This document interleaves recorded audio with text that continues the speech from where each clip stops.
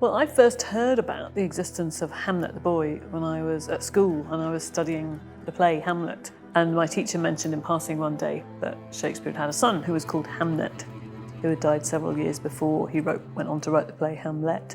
And it always just stuck in my mind. It always seemed fascinating to me that this playwright, about whom actually there's quite a lot we don't know. You know, we've got, on the one hand, we've got his enormous weight of production, his work and his poems and his plays, and on the other, there's actually quite a lot of gaps in his story that are still, despite the efforts of the world's best scholars, still a bit of a mystery to us.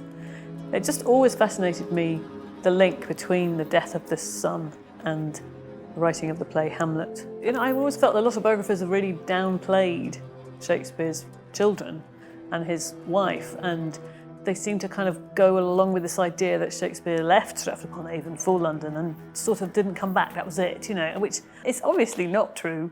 At the end of his career, he was an incredibly wealthy man. He was the equivalent of a multi-millionaire. But all that money he sent back to Stratford. He lived in really modest one-room lodgings in London, in the city of London, and all the money he sent back here, he bought houses and fields and land that he leased out. And when at the end of his career he retired, he chose to come back here to Stratford-upon-Avon to live with his wife and his children. And that to me speaks volumes about where his heart was. I've always felt not enough people knew the names Susanna, Judith and Hamnet. And nobody had ever really particularly asked why it is that boy and girl twins are such a recurring motif in his plays.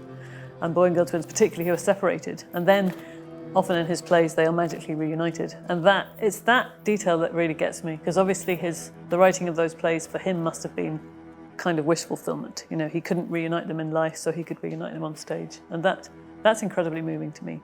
It's very special knowing that he has this play in his name and that there's going to be somebody, an actor on stage speaking his words and playing his part. It's wonderful to know that.